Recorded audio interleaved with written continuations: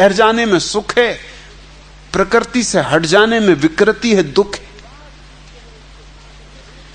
ये जो विराट विश्व है, इसके साथ एक तल्लीनता सध जाए तो सुख है, इसके साथ टूट हो जाए तो दुख है। और ऐसी ही बात भीतर के जगत के संबंध में भी सच है। और तब स्वास्थ्य के बड़े गहरे अर्थ प्रकट होते हैं। दुनिया की किसी भाषा में स्वास्थ्य का वैसा गहरा अर्थ नहीं। स्वयं में स्थित हो जाना। जब तुम अपनी आत्मा में ठहर जाते हो तब निरामय हुए। अब सब रोग गए, असली रोग गए। शरीर के रोग तो ठीक ही हैं। शरीर है, खुद ही चला जाने वाला है। उसके रोग भी चले जाएं तो भी क्या फर्क पड़ता है। स्वस्थ शरीर भी चले जाएंगे, अस्वस्थ शरीर भी चले जाएंगे। लेकिन तुम्हारे भीतर कुछ बैठा है और भी, जो अमृत है, जो ना आता ना जाता। उसमें जो ठहर गया वह परम स्वास्थ्य का भागीदार हो जाता है। उस परम स्वास्थ्य को ही धर्म कहते हैं। स्वयं की प्रकृति में ठहर जाने का नाम धर्म है। महावीर ने धर्म की परिभाषा की बत्थु सहावो धम। वस्तु का जो स्वभाव है उसमें ठहर जाना धर्म है। अपूर्व परिभाषा है। न हिंदू, न मुसलमान, न ईसाई, न जैन, न बौद्ध, इससे कुछ लेना देना नहीं धर्म का। प्रकृति में, स्वभाव में, निजता में ठहर जाने का नाम धर्म है। स्वस्थ हो जाना धर्म है। इसी चेष्टा में हम यहां संलग्न। ध्यान उसकी ही प्रक्रिया है। ध्यान खोना अर्थात स्वास्थ्य से हट जाना, और ध्यान में आ जाना अर्थात वापस स्वास्थ्य में आ जाना।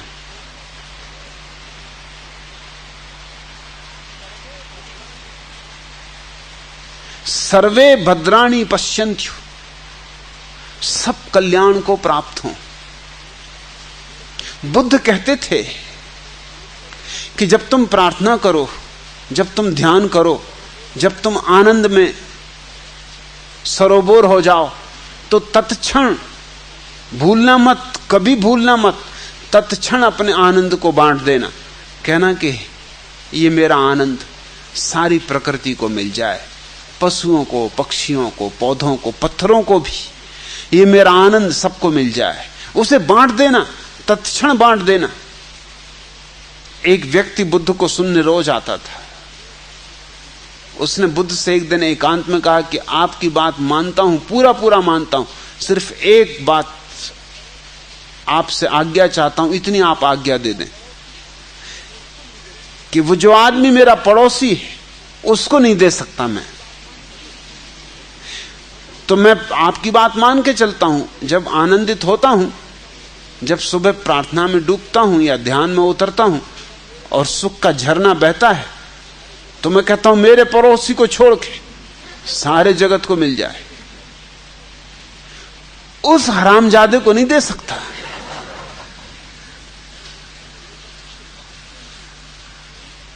बुद्ध ने कहा तू फिर बात को ही नहीं समझा।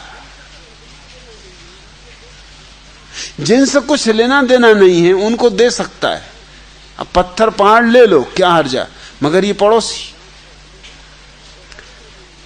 ये तो जान पर हमेशा उपद्रव खड़े कर रखता है, इसको कैसे सुख दे दे। बुद्ध ने कहा जब तक तू पड़ोसी को ना दे पाएगा तब तक तेरा सब देना बेकार है, तब तक तेरे पास देने को है भी नहीं। तू भ्रांति में पड़ता होगा, क्योंकि ऐसे कलुषित चित्त से कैसे आनंद उठता होगा। तू बैठता होगा ध्यान को, मगर ध्यान नहीं बैठता होगा। अगर ध्यान बैठ जाता तो ये सवाल ही नहीं उठना था। जीसस ने दो वचन कहे, अलग अलग कहे। मैं कभी कभी हैरान होता हूं क्यों अलग अलग कहे। एक वचन तो कहा है अपने शत्रु को भी उतना ही प्रेम करो जितना अपने को, और दूसरा वचन कहा है अपने पड़ोसी को भी उतना ही प्रेम करो जितना अपने को। मैं कभी कभी सोचता हूं कि जीसस से कभी मिलना होगा कहीं तो उनसे कहूंगा दो बार कहने की क्या जरूरत थी, क्योंकि पड़ोसी और दुश्मन कोई अलग अलग थोड़ी होते। एक ही से बात पूरी हो जाती कि अपने को जितना प्रेम करते हो उतना ही पड़ोसी को करो। पड़ोसी के अलावा और कौन दुश्मन होता है? दुश्मन होने के लिए भी पास होना जरूरी है ना। जो दूर है वो तो दुश्मन नहीं होता है। मित्र होना जरूरी है शत्रु बनने के पहले। तुम किसी को शत्रु बना सकते हो बिना मित्र बनाए? असंभव। ये तो कैसे होगा? मित्रता पहले, फिर शत्रुता बनती। शायद लोग इसलिए मित्र बनाते हैं कि शत्रु बना सके, नहीं तो शत्रु कैसे बनाएंगे। शायद इसलिए प्रेम रचाते हैं कि घृणा कर सके। शायद इसीलिए मोह बनाते हैं ताकि क्रोध कर सके। लोग बड़े अजीब हैं, उनके गणित को समझो। और मैं जब लोगों की बात कर रहा हूं तो ख्याल रखना, तुम्हारी बात कर रहा हूं, तुम ही हो वे लोग। ये सूत्र तो कीमती है पूर्णानंद, लेकिन इस आशीष को पूरा करने के लिए तुम्हें तैयारी दिखानी होगी। इस आशीष के योग्य तुम्हें बनना होगा।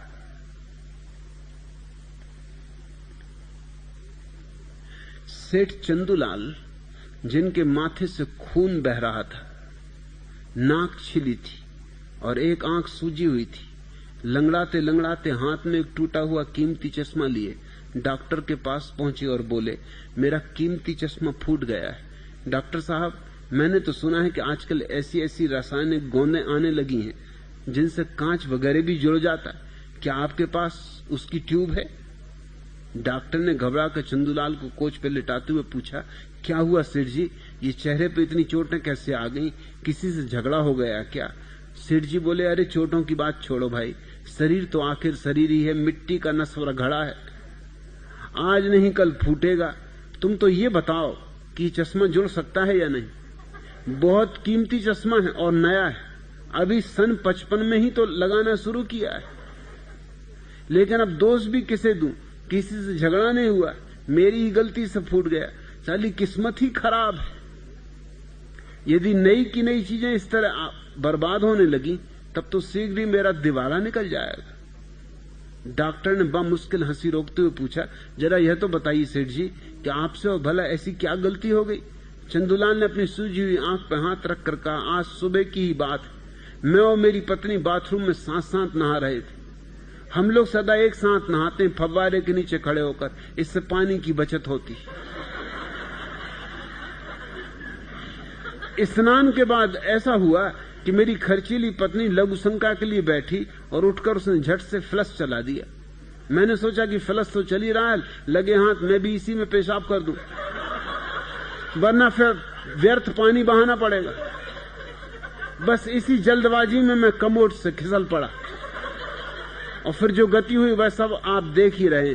नगद 3.5 रुपए का चश्मा हाथ से गंवा बैठा, जिससे मेरे एक अभिन्न मित्र ने मुझे भेंट दिया था।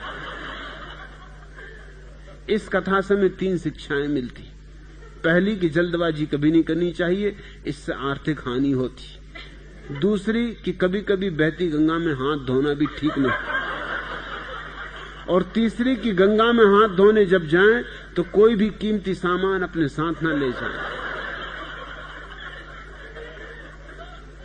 पूर्णानंद, कुछ तुम्हें करना पड़े, तुम्हारी जीवन की शैली को कहीं बदलना पड़े। इसमें भूले ही भूले, इसमें तुमने सब गलत आधार दे रखे, इसलिए असंभव है ये प्रार्थनाएं ऋषियों की पूरी हो सके। संभव हो सकती, मैं भी प्रार्थना करता हूं कि कभी ऐसा हो सके, यह पृथ्वी आनंद से भरे। मैं तो अपने सन्यासी को एक ही शिक्षा दे रहा हूं, आनंदित होने की, प्रफुल्लित होने की। मैं तो त्याग नहीं सिखा रहा, मैं तो कह रहा हूं धर्म परम भोग है, महासुख है। मैं तो कह रहा हूं कि सन्यास जीवन से विरक्ति नहीं, जीवन को भोगने की कला है। मेरी सारी शिक्षाओं का सार संक्षिप्त इतना ही है। नृत्य सीखो, गीत सीखो, आनंद सीखो, बांटना सीखो, जीना सीखो। भगोड़े मत बनो, पलायनवादी मत बनो। अब तक तथाकथित धर्मों के नाम पर तुमने जो किया है उससे पृथ्वी दुख से ही भरती गई। उससे तुम पीड़ित ही हुए हो, परेशान ही हुए हो, मगर तुम मेरी सुनोगे इसकी संभावना कम दिखाई पड़ती।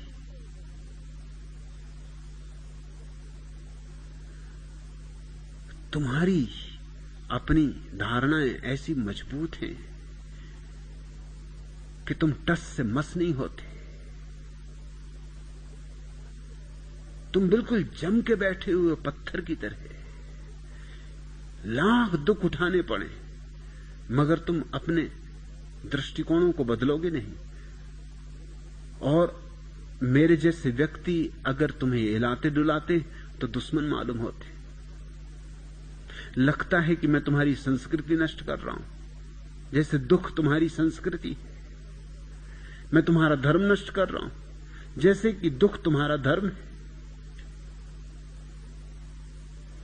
तुम आनंदित नहीं होना चाहते हो क्या?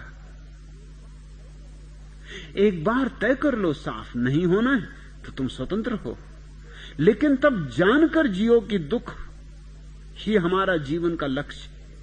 हम तो दुखी होंगे, दुख ही हमारी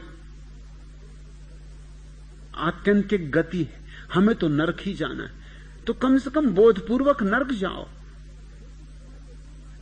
लेकिन तुम्हारी अजीब हालत है, जाते नरक की तरफ हो, बातें स्वर्ग की करते हो, बनाते दुख हो, आकांक्षा सुख की करते हो, फिर छाती पीटते हो, रोते हो, परेशान होते हो।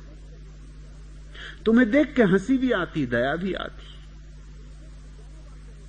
तुम्हें देख के दोनों बातें होती, आंसू भी आते, मुस्कुराहट भी आती। आंसू आते ये देख के कि क्या दुर्दशा है आदमी की, और मुस्कुराहट इसलिए आती कि हद हो गई। इतनी मूर्खतापूर्ण दशा का भी तुम्हें बोध नहीं हो पा रहा। ये क्या मजाक है? ये तुम किसके साथ मजाक कर रहे हो? अपने ही साथ मजाक कर रहे हो। खुद ही केले के छिलके फैलाते हो, फिर उन्हीं पे फिसल के गिरते हो, रोते हो, पीड़ित होते हो, परेशान होते हो। तुम्हारी सारी जिंदगी एक दुख की कथा है, व्यथा है, और कोई कसूरवार नहीं सिवाय तुम्हारे। जिस दिन तुम ये उत्तरदायित्व समझ लोगे कि मैं ही जिम्मेवार हूं, उस दिन यह प्रार्थना पूरी हो सकती है। होनी तो चाहिए सारी मनुष्य जाति के लिए। क्यों सारी मनुष्य जाति के लिए? पशुओं के लिए, पौधों के लिए, पक्षियों के लिए, पत्थरों के लिए भी। मगर क्या पत्थरों की बात करें, अभी तो आदमी पत्थर बना है। मगर अब समय आ गया है कि अगर तुम न चेते तो आदमियत नष्ट होगी। अब बहुत दुख का घड़ा भर चुका है, या तो इसे खाली करो या ये घड़ा फूटेगा। अब आदमी ज्यादा से ज्यादा और इस सदी के अंत तक जी सकता है खींचतान के। तुम्हारे जीवन के जितने गलत ढांचे ढल रहे थे वो सब अंतिम पराकाष्ठा पे पहुंच गए। उनका आखिरी परिणाम तीसरा महायुद्ध होगा, जो सारी मनुष्य जाति को, सारे जीवन को पृथ्वी से नष्ट कर देगा। या तो तुम चौंको, जागो, और या फिर इस महामृत्यु के लिए तैयार हो जाओ। इसलिए मैं सोचता हूं कि शायद तुम्हें जगाने के लिए इतने बड़े खतरे की ही जरूरत है, तो ही शायद तुम चौंको। इसलिए मैं बड़ी आशा से भरा हूं। इतना महान खतरा आदमी के सामने कभी भी नहीं था जितना आज है। इसलिए एक आशा की किरण है कि शायद ये खतरा तुम्हें झकझोर दे, शायद धर्म की एक नई अवतारणा हो सके, शायद सन्यास का एक नया